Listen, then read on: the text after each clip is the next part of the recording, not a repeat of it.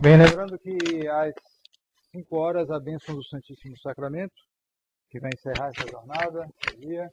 E a segunda palestra hoje, disse a vocês, nós falaremos sobre Fátima, que é o remédio vindo do céu. Vindo do céu justamente para essa destruição que foi descrita pelo padre Delatour, que escreveu a obra clássica que todos devem, que quem tiver a condição de ler seria muito interessante, chamada A Conjuração Anticristã. É uma obra clássica, escrita no início do século XX. E o padre Delatour, ele resumia esse processo com os 3 R.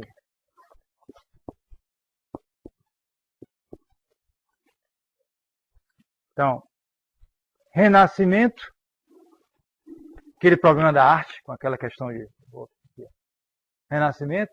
O segundo, a reforma, protestantismo, né? E o terceiro, a Revolução Francesa. Né? Então, todo o processo de descristianização, ele resumia nesses 3 R's.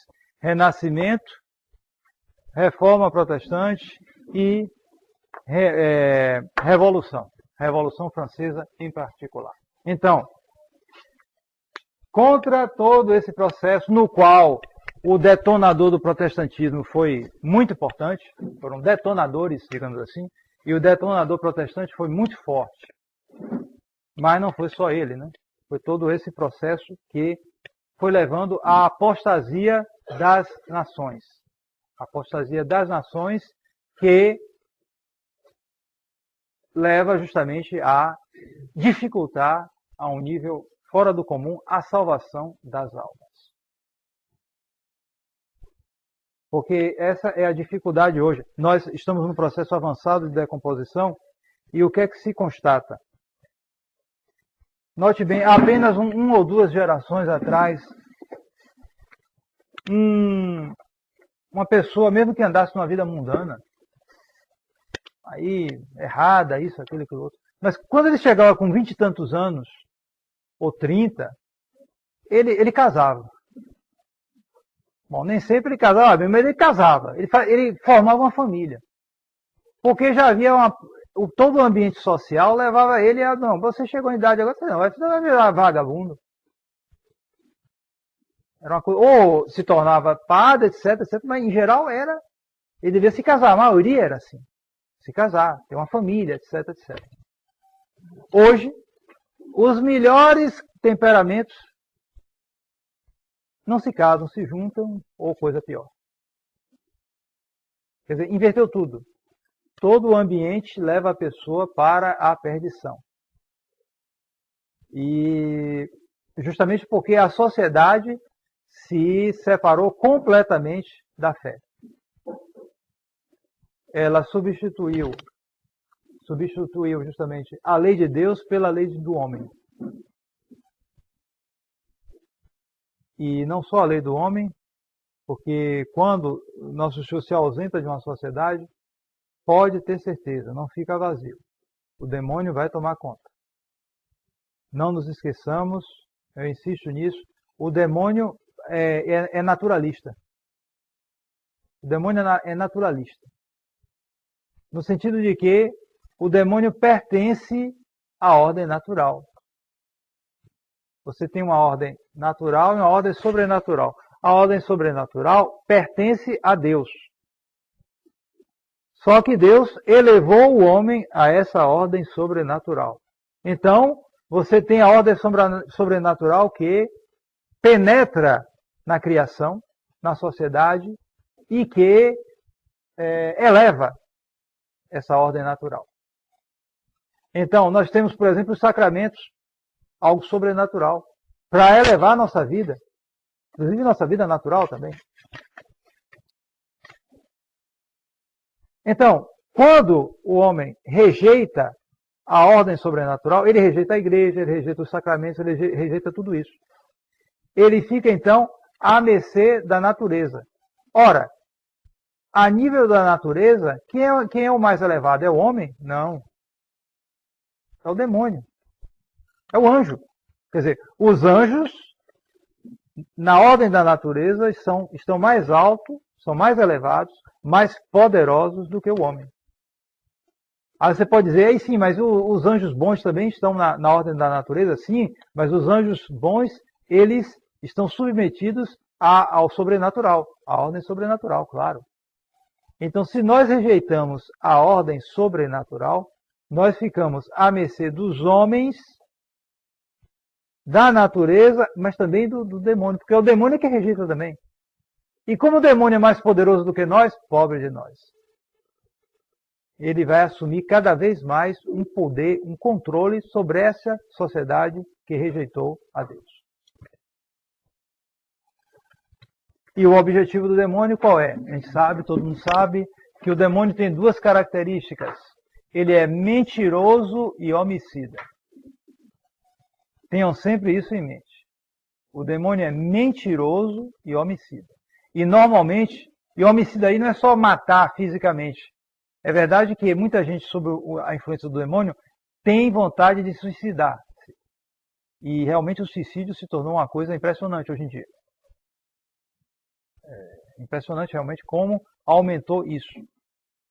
E isso mostra uma influência demoníaca, sem dúvida. Porém, o suicídio, o homicídio aí não é principalmente o homicídio do corpo, mas é o homicídio da alma.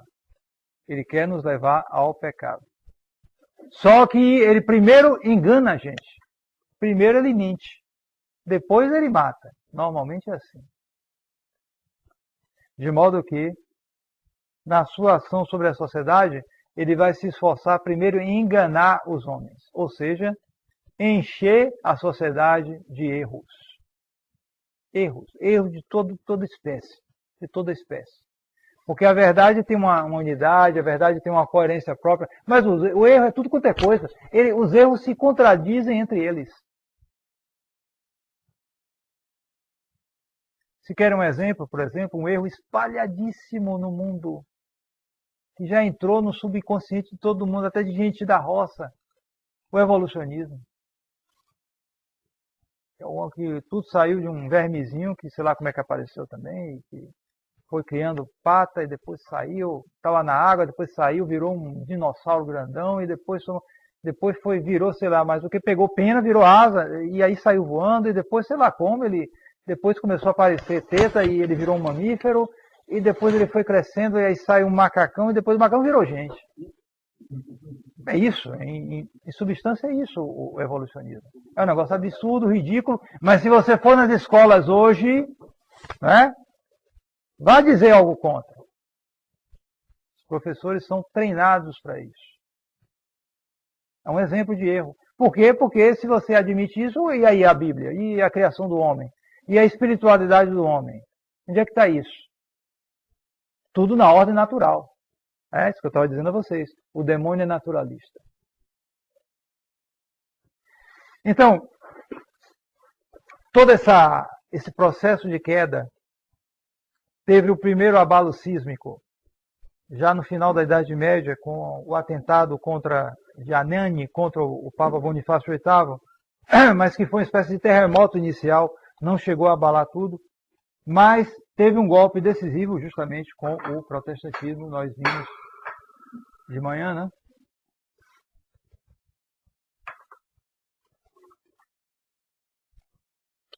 E o processo foi se ampliando, se ampliando. E então, nosso Senhor quer salvar os homens. Qual foi a reação do céu a isto? Porque houve reação. Há reação. Apesar de tudo, nós temos condições de nos salvar. Continua a haver condições de salvação para os homens. Podemos nos salvar. Agora é preciso recorrer aos remédios. Os remédios estão aí. São disponíveis, mas é preciso procurar, não é automático. A reação do céu pode ser descrita assim.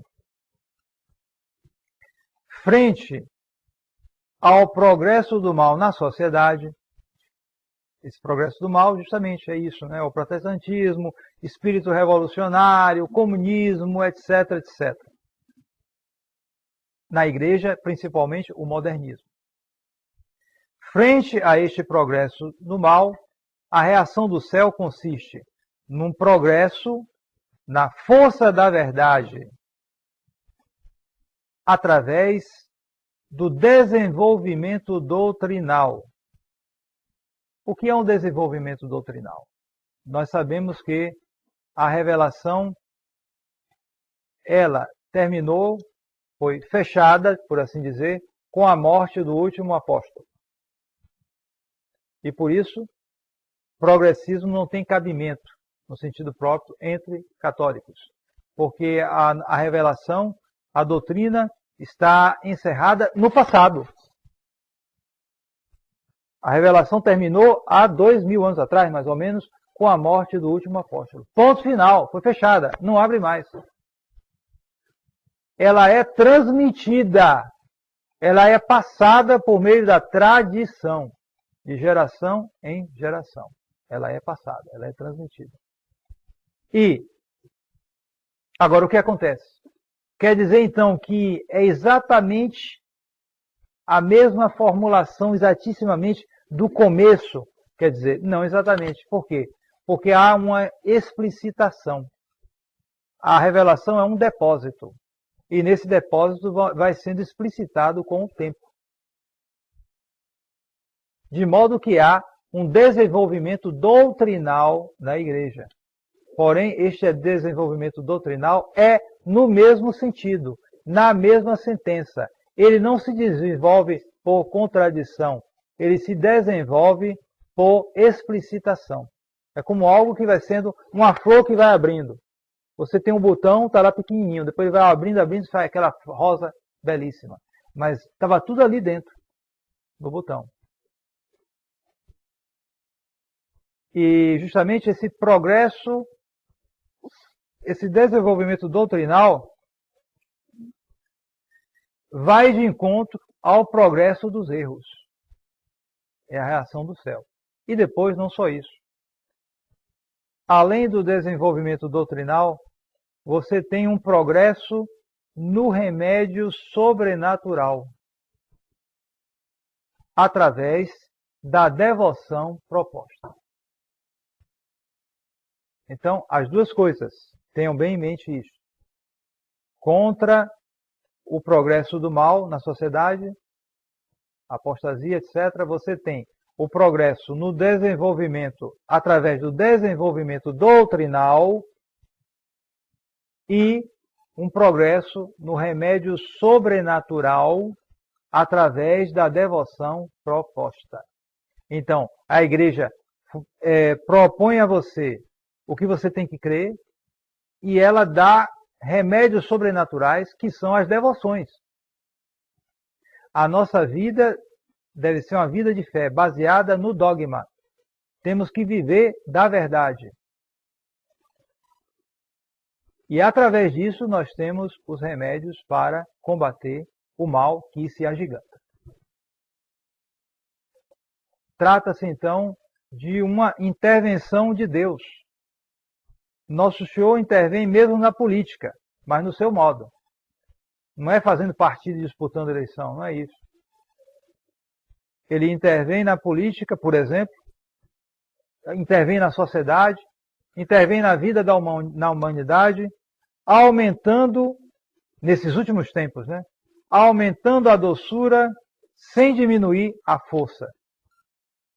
Então, o que é que nós constatamos?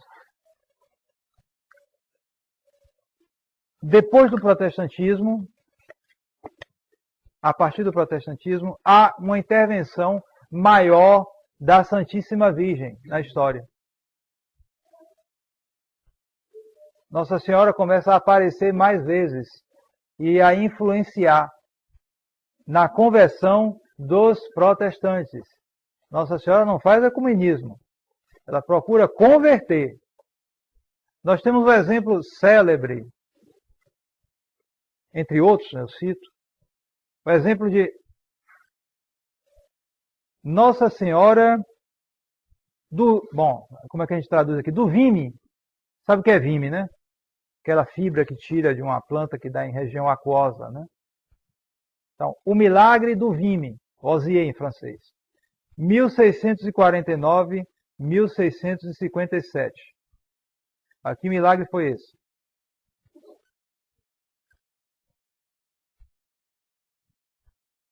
No dia 25 de março de 1649, era a festa da Anunciação. Era dia santo ali na França. Um protestante, Pierre Porcombé, dia santo, ele foi trabalhar, de propósito, tá? E conta. Nojento, né? Foi trabalhar para cortar uns ramos de vime, apesar dos conselhos da sua esposa, que era católica. A esposa dele era católica, ele tinha desbandado para protestantismo, e chegou dia de domingo, ele disse, não, eu vou trabalhar, ou dia de domingo, não, perdão, dia de festa, dia santo, né? Aí ele disse, não, eu vou trabalhar, a esposa, não faça isso é dia santo, ele disse, não, tô nem aí, foi trabalhar. Foi cortar lá um vime lá na roça dele. De repente, à medida que ele corta, o sangue começa a sair do vime.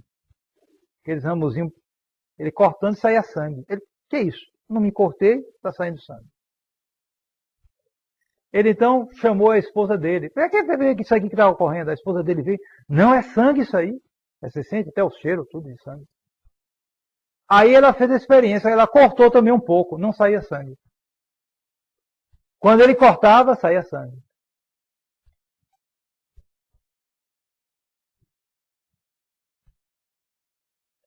Aí, bom, foi o prodígio, né? O pessoal chamou os vizinhos.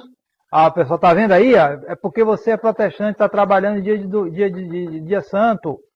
Não deveria fazer isso.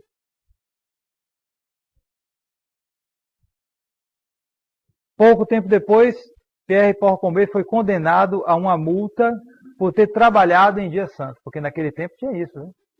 É isso que eu estou dizendo a vocês. As leis se adaptavam à lei divina, à lei da igreja.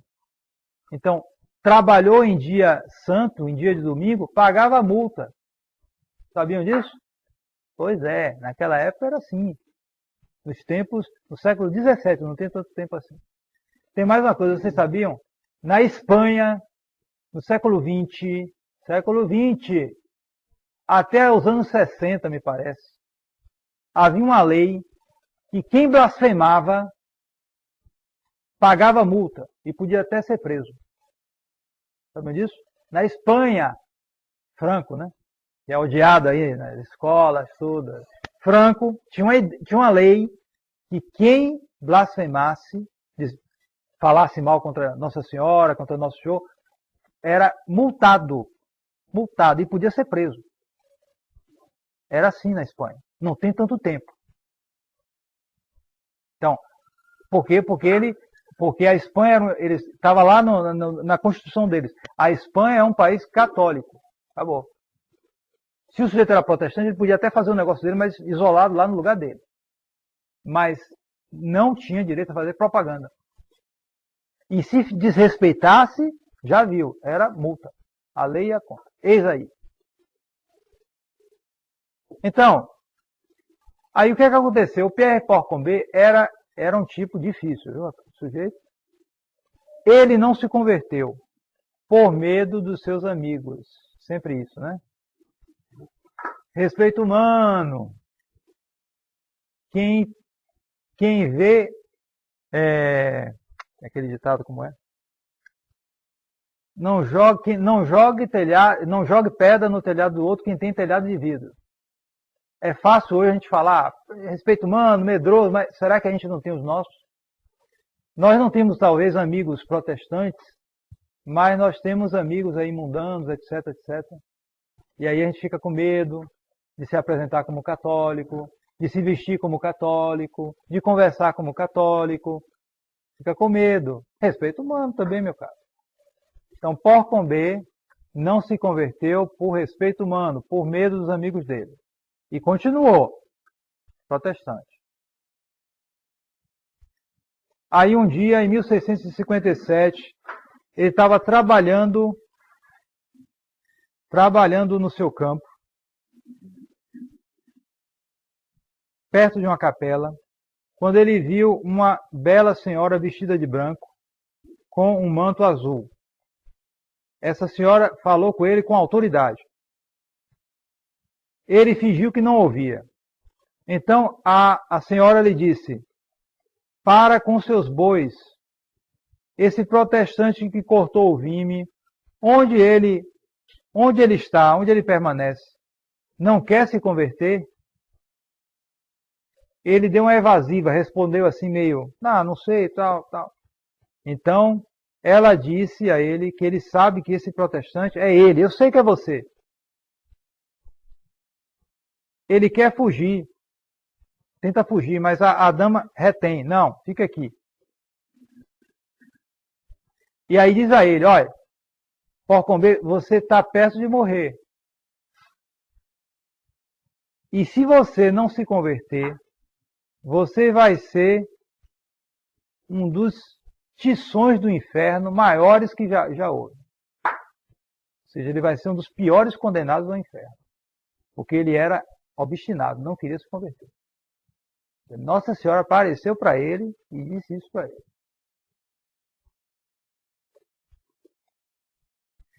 Agora, que se ele mudasse, então ela protegeria Porcombê diante de Deus.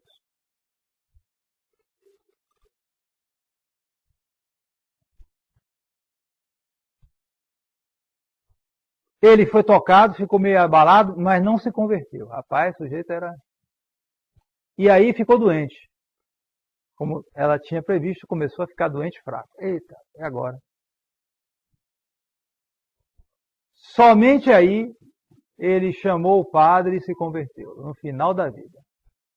Porcombê, o protestante, se converteu já no final. Morreu piedosamente 8 dias mais tarde. Pouco depois, seus seis filhos se converteram e muitos protestantes o imitaram. Então, houve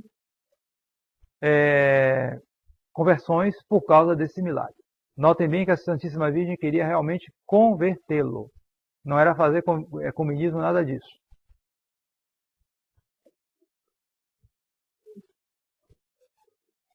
Na região dele, depois disso, as conversões ao catolicismo se multiplicaram, conversões de calvinistas.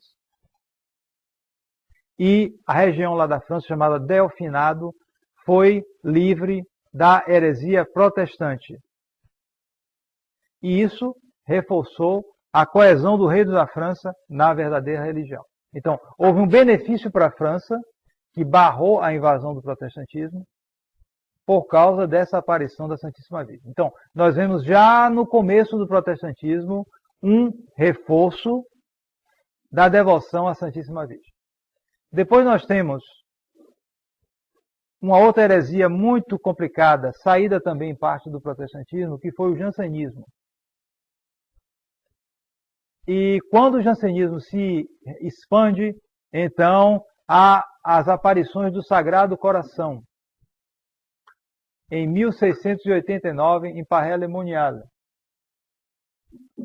Nessas aparições, o Sagrado Coração pede para que a França seja consagrada ao Sagrado Coração. Essas aparições ocorreram no ano de 1689, 100 anos antes de, quem sabe, 1689. 100 anos depois, 1789. Em 1789 ocorreu o quê? A Revolução Francesa. E a gente sabe o que é que ocorreu. O rei da França não consagrou a França ao Sagrado Coração. Não consagrou. 100 anos depois, o descendente do rei da França, Luís XVI, estava preso na Torre do Templo por causa da Revolução. E na prisão, ele consagrou a França ao Sagrado Coração. E pouco tempo depois foi cortada a cabeça dele. Correto? Repare, porque depois a gente vai contar alguma coisa sobre Fátima que tem relação com isso. A cabeça dele foi cortada, mas ele consagrou a França. Consagrou, mas foi tarde. Certo? Então, veio a Revolução Francesa. Foi mais um passo na destruição da cristandade. Na Revolução Francesa se separou completamente o Estado da Igreja. Se assassinaram uma quantidade enorme de padres, de religiosos, de católicos. E se chegou ao ponto de invadir a Catedral de Notre-Dame e fazer um culto ao Deus Supremo. Botaram uma prostituta lá no altar de Nossa Senhora. Fizeram isso. Essa é a Revolução Francesa que todo mundo fala bem nas escolas, não é verdade? Mas não presta para nada. Foi uma das primeiras revoluções genocidas da história. Genocidas. Eles praticaram o genocídio com os franceses da Vendéia que reagiram contra a Revolução. Queriam a restauração da monarquia. Houve guerra, os vendéanos foram derrotados e se calcula que 100 mil foram assassinados. 100 mil! Pela Revolução Francesa, de quem se fala tanto bem aí. Vocês estão notando como se corrompe as crianças nas escolas? Revolução Francesa. Foi isso. A verdade foi essa. Toda ela, em grande parte, organizada pela maçonaria. Pela maçonaria. Então, Revolução Francesa, século das luzes, que preparou a Revolução Francesa. Ora, o que é que ocorre depois disso? As manifestações da Santíssima Virgem se tornam mais universais. Justamente isso. O remédio da devoção, o remédio o desenvolvimento doutrinal e o remédio sobrenatural. A Santíssima Virgem começa a tomar mais importância. Você tem, em particular, a declaração do dogma da Imaculada Conceição, em 1854, por Pio IX. Ou seja, um desenvolvimento doutrinal. E você tem as aparições de caráter universal que ocorreram em 1830, em Paris, Rue du Bac, Nossa Senhora das Graças, Medalha Milagrosa. Depois, 1846, a aparição de Nossa Senhora de La Salette.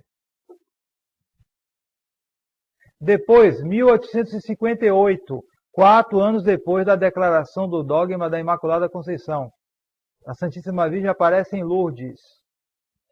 Pedem para que ela diga o nome dela, quem ela é. E ela acaba dizendo, ela diz que eu sou a Imaculada Conceição.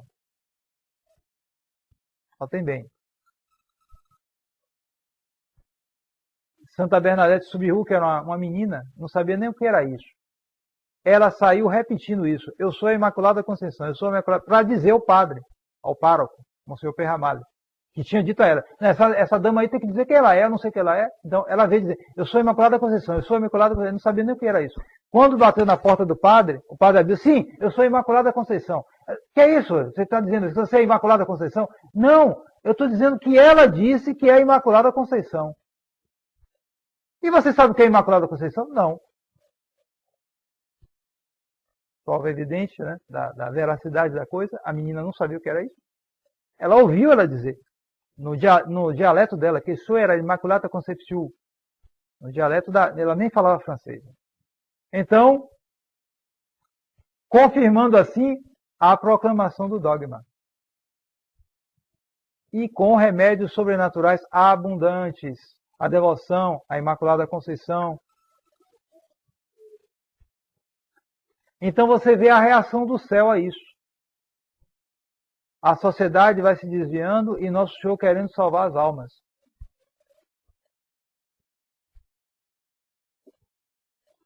Até que se chegou, por assim dizer, ao auge do mal, mas que ao qual se opôs o auge também do bem, do remédio proposto, que foi justamente no ano de 1917. Chegou-se ao comunismo.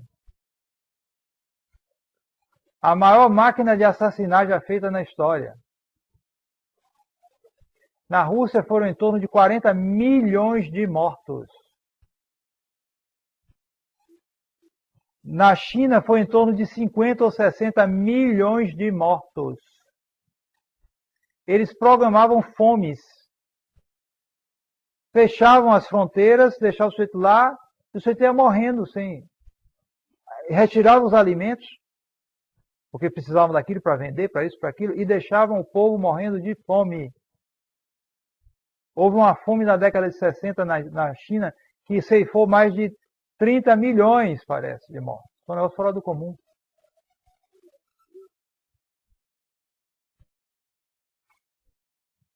E não só isso, mas pior do que essa mortandade é a morte das almas. Quando a Santíssima Virgem, em Fátima, alerta para os erros da Rússia, ela não diz as mortes na Rússia, ela diz os erros da Rússia. Erros são coisas que se espalham em todo lugar. E esses erros estão hoje espalhados em toda parte. Não só na Rússia, pode ser até que nem na Rússia não tenha tantos esses erros. Em outros lugares pode ser que estejam mais do que na Rússia, é possível. Ela já espalhou. Mas, e o mundo inteiro hoje sofre o efeito desses erros. Mas, então, você tem o progresso desse mal. E qual é a resposta? Justamente a aparição de Fátima. O maior ciclo de aparição da história da Igreja. Aparições que vão de 13 de maio de 1917 até 13 de outubro de 1917, quando ocorreu o milagre do Sol, que é um dos maiores, talvez o maior milagre da história da Igreja. Muito importante porque ele ocorre previsto, não é um milagre que ocorre e ninguém esperava, ele é anunciado.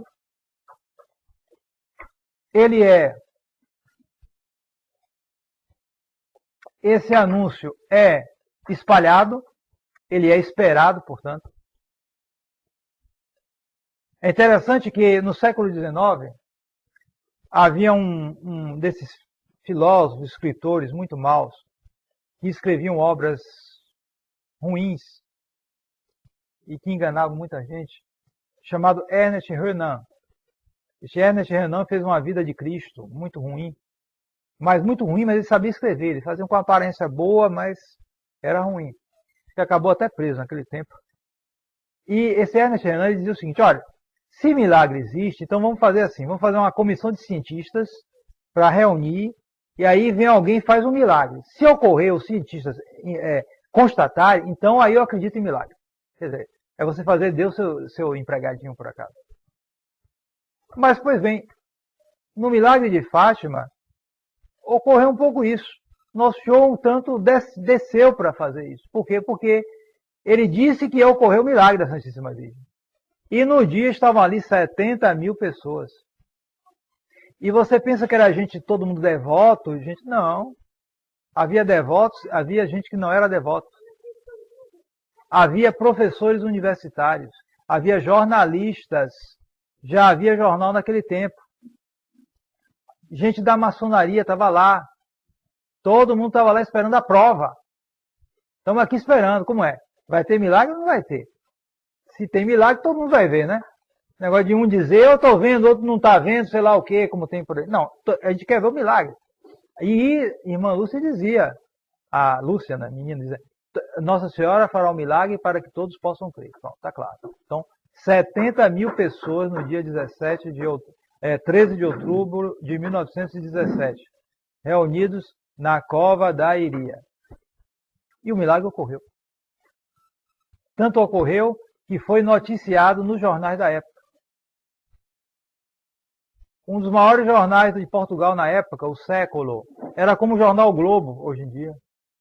TV Globo, sei lá, mostrou e eles noticiaram realmente o homem o Avelino Almeida, que era o diretor do jornal e que era maçom, foi lá, ele viu o milagre e teve a honestidade de dizer realmente coisas impressionantes ocorreram, o sol bailou, etc, etc. Houve gente que foi contra ele depois, aí ele escreveu um artigo, olha, que eu vi, eu não posso negar. Acabou, pelo menos foi honesto. Não sei se converteu esse pobre coitado, mas ele disse, realmente houve isso, tal, acabou a história. Então, foi algo para provar. Pois bem, então nós vemos em Fátima este progresso do remédio sobrenatural proposto contra o mal. Por quê? Porque o essencial de Fátima está justamente no segredo, que é dividido em 3 partes, e que o pessoal faz muito suspense em torno do 3º segredo, mas o principal de todos é o primeiro. Qual é o primeiro segredo de Fátima? Justamente a visão do inferno. Porque todo esse processo aí vai acabar onde? No inferno. O maior mal é esse. Não são as guerras, as perseguições, as apostasias, os pecados. Tudo isso é mal, mas o pior é que tudo isso vai acabar no inferno. Porque a malícia dos tempos modernos é tão grande que eles caem em pecados, espalham imoralidades e ainda dizem que o inferno não existe. Por que é que tanta gente aí está virando espírita aí? Reencarnação, sei lá o quê. É para se livrar, tentar se livrar do inferno. Porque reencarnação é um negócio muito, né? Você anda mal, sei lá o quê, faz isso, faz aquilo. Não, morrer, e aí? Morreu? Não, aí vai ter outra chance, vai reencarnar aí não sei o quê. Bom, vai ter uma vida difícil a próxima, né? Mas vai pagar pelo que fez na outra. Olha, eu nem sei o que eu fiz na outra, se eu fui criminoso, sei lá, se eu estou sofrendo agora, como é que eu vou saber isso aí? Aí fica com esse truque da reencarnação. Porque justamente quer se livrar, quer ficar com a consciência tranquila, se livrar desse mal que é o inferno. Mas realidades são realidades. Então, no primeiro mistério, no primeiro segredo de Fátima, é a visão do inferno. E eu sempre aconselho que vocês vejam a foto que foi tirada dos 3 pastorinhos depois da visão do inferno. Conhece essa foto? Tem que conhecer. Se vocês querem fazer uma boa meditação, vocês peguem a foto das crianças, que se conhece normalmente, aquela foto dos 3 pastorinhos, né? Todas bonitinhas, crianças. E você pega a foto deles depois da visão do inferno. Essa foto é histórica. Foi tirada por Mário Godinho. Era um engenheiro português que tinha 2 coisas difíceis naquele tempo. Ele tinha um carro e tinha uma máquina de fotografar. Naquela época era aquele negócio grandão com cavalete, sei lá, um grandão, né? Era coisa difícil naquela época, você ter uma máquina de fotografar. Ele foi, em julho, a Fátima, para levar os parentes dele, que queriam ver. Ele não estava muito interessado, não, mas levou para fazer à vontade. Foi lá, levou de carro a família dele e levou a máquina de fotografar, levou.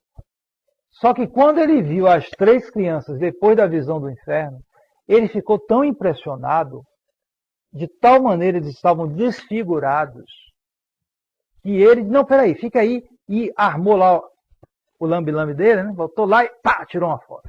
E essa foto é histórica. Vocês peguem a foto das crianças e comparem com a foto depois da visão do inferno. É uma meditação, vale uma meditação. Porque aquelas crianças viram o inferno. Elas viram. E a própria Lúcia diz que se a Santíssima Virgem não abreviasse aquela visão e não garantisse a proteção dela, elas iam morrer ali daquela visão. Então, e a Santíssima Virgem diz, vocês viram o inferno, para onde vão as almas dos pobres pecadores. Então, tudo isso, a apostasia das nações, as nações se separam de Deus, começam a viver pela própria lei dos homens, pelo próprio liberalismo, etc, etc. Qual é a consequência de tudo isso? O inferno. Está aqui. Mas a Santíssima Virgem também diz, para salvá-las, Deus quer estabelecer no mundo a devoção ao meu coração imaculado. Está aí o principal de Fátima. O mal vai crescendo, o progresso do mal, e o progresso da devoção proposta. A devoção qual? Ao Imaculado Coração. Eis aí, meus caros. Se vocês querem o remédio, está aí. Agora, depende de cada um aí. Eu transmito para vocês. Cabe a cada um assumir isso.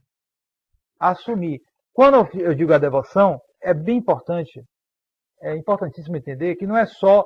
Vocês têm que se impregnar do espírito da devoção. Não basta...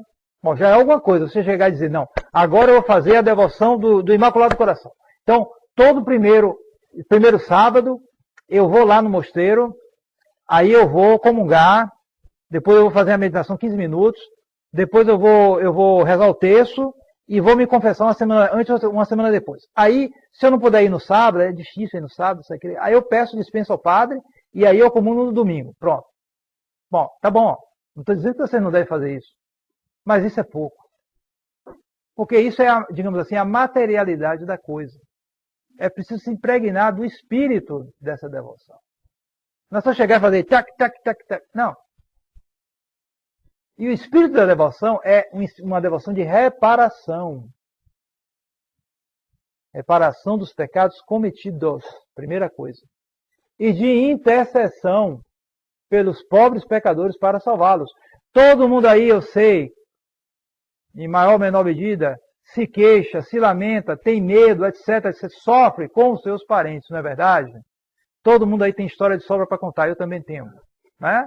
Nossas famílias destruídas justamente por isso, por esse processo de apostasia. Destruídas. Tem gente aí de tudo quanto é tipo, né? Todos nós podemos aí contar, não sei quantos, isso, aquilo outro, desordem, tudo tipo. Então, e aí o que é que eu faço? Olha, você não pode ir lá, chegar e agarrar pelo pescoço o filho, ou o neto, ou o pai, ou sei lá, o primo. Vem cá, agora você vai lá para o mosteiro para assistir missa. Não vai adiantar. Não é verdade? Não vai lá agarrar pelo pescoço, não vai adiantar nada. O que você pode, ó, isso aqui. O espírito da devoção. É a Santíssima Virgem que está dizendo, meu caro. Vocês viram o inferno para onde vão as almas dos pobres pecadores. Para o salvar, Deus quer estabelecer no mundo a devoção ao meu coração imaculado. Eis aí. Está aqui, não sou eu que estou dizendo, só estou transmitindo. Então, a devoção ao Imaculado Coração. Mas esta devoção em que você assume o espírito dela, você se impregna do espírito dela. Não é somente a prática, já é bom fazer a prática. Não estou dizendo que, eu faço tão errado, sabe, não vou nem fazer. Aí é falência, meu cara. Como gente por aí que eu rezo o texto, eu me distraio tanto. Não, Deus não está gostando, não, vou largar o texto. Falência. Aí é que você fale mesmo. Aí é que vai entrar com os outros por aí. Se você mantém, já é alguma coisa, mas é pouco. A gente está aqui para progredir. Temos que ser progressistas, mas progressistas no bom sentido. Então, esse se impregnar da devoção ao Imaculado Coração é o melhor remédio para vocês e para todos esses problemas dos seus parentes, dos seus entes queridos, tantos aí andando mal, eu sei disso. Mas o que é que você quer? O remédio está aqui, é Nossa Senhora que está propondo, ponto final. Não tem o que discutir. Você acha pouco isso? Você acha isso uma coisinha pequena? Mau espírito. Sinal de que você não está bem. Está faltando humildade, está faltando seriedade, não sei, alguma coisa está faltando. Porque se é Nossa Senhora que propõe? Ou está faltando fé, sei lá. Muito cuidado. Então, eis aqui, primeiro segredo, está claro, né? Simples. Então vem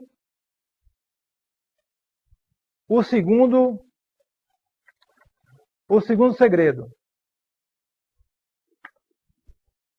Também revelado no dia 13 de julho, depois da visão do inferno.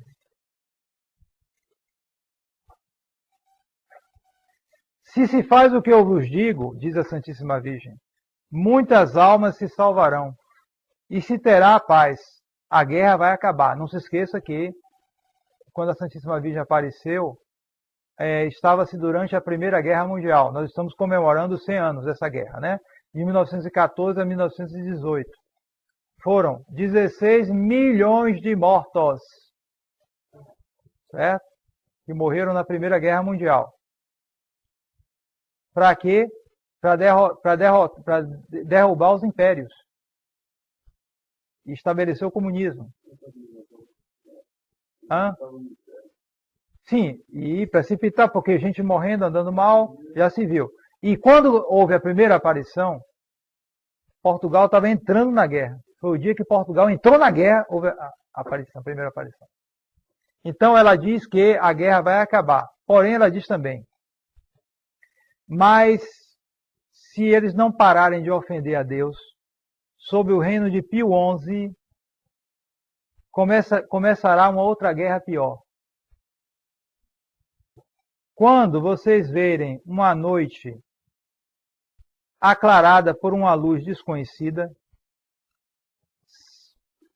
saibais que é o grande sinal de que Deus vai punir o mundo pelos seus crimes, através da guerra, da fome, das perseguições contra a igreja e contra o Santo Padre. E isso ocorreu exatamente assim. Em 1938, durante o reinado de Pio XI, ocorreu uma aurora boreal. É um fenômeno que ocorre, pelo menos disseram que foi isso, né? Mas foi de uma proporção fora do comum. Então, avermelhou a atmosfera. Acho que foi da Noruega até o Canadá, todo o hemisfério norte ficou avermelhado. 1938. Ocorreu isso. Foi o sinal que a Santíssima Virgem deu que uma nova guerra ia começar. Nesse dia, aí a história conta, é um pouquinho, mas nesse dia, um judeu comunista estava sendo interrogado por Stalin, lá na Rússia. Stalin foi o ditador comunista da Rússia que matou não sei quantos, o sujeito era um tipo. Ele estava interrogando com torturas, isso, aquilo, os funcionários dele, claro, né? Interrogando esse judeu chamado Rakovsky. E se diz que, nesse interrogatório, Rakovsky falou de tal maneira que convenceu Stalin a começar a guerra, fazer uma aliança com a Alemanha e invadir a Polônia. Foi nesse exato dia que ocorreu a aurora boreal. Quando Stalin decidiu, não, agora eu vou invadir a Polônia. Não, eu vou começar, agora eu vou à guerra. Impressionante, né? Em 1938. Começou então a Segunda Guerra Mundial, que matou, não se sabe exatamente, em torno de 50 milhões de pessoas. 50 milhões de pessoas. Foi, portanto, bem pior do que a Primeira Guerra Mundial. E que realmente mudou a face da Terra e fez o comunismo se expandir mais ainda, destruiu o que restava de estruturas ainda católicas, etc. Foi um desastre humano impressionante. E foi mais espalhada do que a primeira. A primeira foi mais na Europa. A segunda, até aqui na costa da Bahia, teve navio afundado, tudo por aqui teve.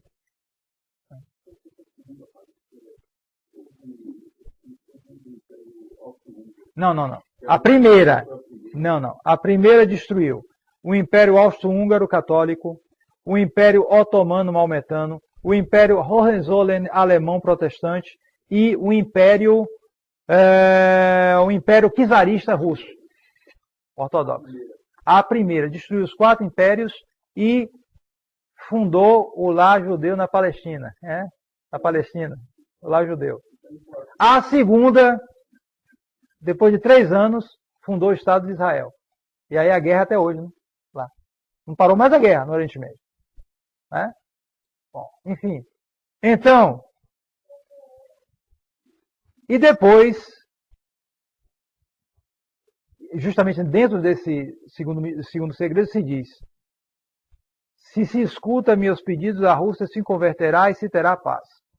senão ela espalhará os seus erros através do mundo, provocando guerras e contra a igreja e perseguições.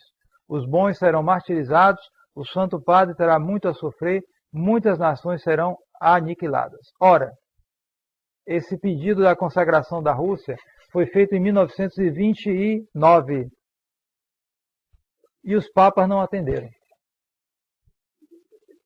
1920 foi feito na aparição, mas não era para agora, era para depois. Depois houve a aparição de Tuy e Pontevedra, onde se fez o pedido para, especialmente, se pedir ao Santo Padre.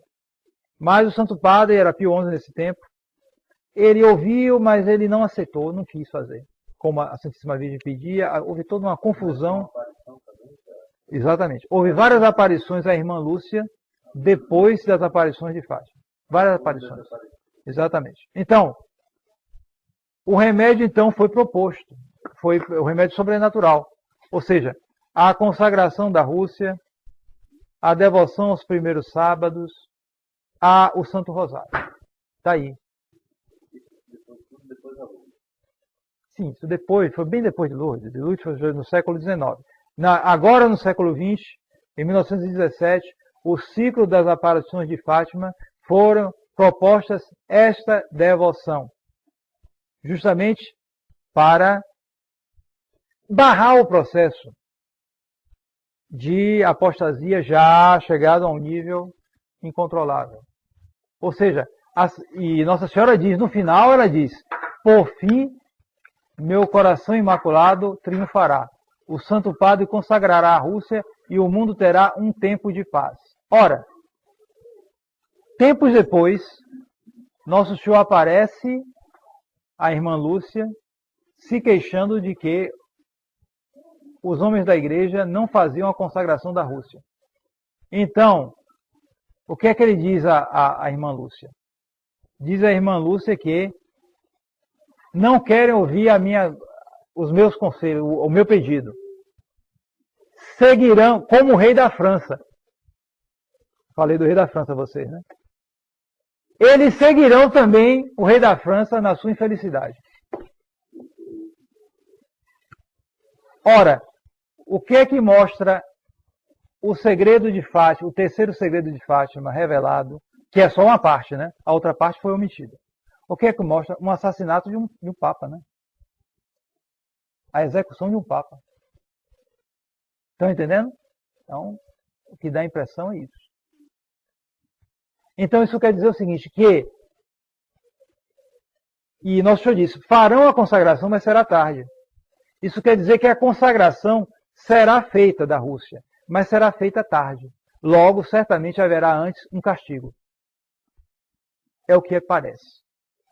O que mostram a sequência das aparições das mensagens é isso. Quando será esse castigo, etc., aí existem muitas hipóteses. De fato, nós já estamos num castigo, que é justamente essa apostasia. Já existe esse castigo. Mas parece que haverá ainda um desenlace. Porque esse castigo parece que é espiritual, que nós já vivemos, mas também material. Depois do qual haverá a consagração da Rússia. É o que parece. As coisas são encaminhadas nesse sentido. Então, a Rússia já espalhou seus erros, a igreja foi ocupada, o mundo numa situação que está, as almas se perdendo de tal maneira. No entanto, Nosso Senhor tem sua graça à disposição, nós podemos sempre nos salvar. Contanto que nós utilizemos estes remédios, os remédios propostos pela Santíssima Virgem. Justamente esse progresso, na verdade, através do desenvolvimento doutrinal e o progresso do remédio sobrenatural através da devoção proposta. Então, o remédio vindo do céu é a devoção ao Imaculado Coração. Nesse centenário, justamente, a gente tem que lembrar do protestantismo, é verdade, mas lembrar justamente no sentido de mostrar como o protestantismo foi e é mau. Como ele destrói a cristandade. Como ele leva as almas à perdição. O protestante não tem fé. Não tem fé, não adianta. Se ele diz que ele crê em Jesus, Ele diz por um julgamento próprio, ele não diz por uma adesão ao magistério. Não tem fé, acabou. E essa falta de fé vai se espalhando e vai destruindo as almas. Depois do protestantismo veio todo esse processo de apostasia. Então, o remédio proposto justamente é Fátima. Então, que nós aproveitemos esse ano. Quem não já fez, pelo amor de Deus, não perca tempo. Faça a devoção dos primeiros sábados. Mas faça justamente, não como uma coisinha que você tem que fazer, anotando, só isso. Não. Se impregnar do espírito de reparação. Que inclui justamente essa vida de consagração à Santíssima Virgem, essa vida de oração. Ah, Nossa Senhora mandou rezar o texto, né? Só vai rezar o texto. Meu Deus do céu. Em La Salete ela pediu uma Ave Maria, então só vai rezar uma Ave Maria? Pelo amor de Deus. Temos que ter alma de oração. Porque justamente esse crescimento na caridade é que vai nos tornar mais eficazes, porque vai nos tornar instrumentos da graça de Deus. Como aquela história do Santo Afonso Rodrigues, que era um porteiro de colégio jesuíta, era um irmão, nem padre era, mas tinha uma vida de oração. Então, perto de morrer, ele viu uma procissão imensa de gente passando, uma visão, né? E ele falou, o que é isso que eu estou vendo? Não tô... Aí nosso Senhor comunicou a ele, Afonso, são as almas que você salvou, 100.000 almas. Né? 100.000 almas ele salvou. Ele nem sabia, nem se dava conta. Ele simplesmente tinha uma vida de santidade. E isso o tornava, por assim dizer, um canal das graças de Deus. Então, hoje, esse caminho de santificação é especialmente a devoção ao Imaculado Coração, que é justamente uma continuação dessa devoção ao Sagrado Coração. Quando o Sagrado Coração disse, eu reinarei apesar dos meus inimigos. Ele disse a Santa Margarida Maria, no século XVII. Hoje nós podemos dizer, nós reinaremos apesar dos nossos inimigos, o Sagrado Coração e o Imaculado Coração de Maria.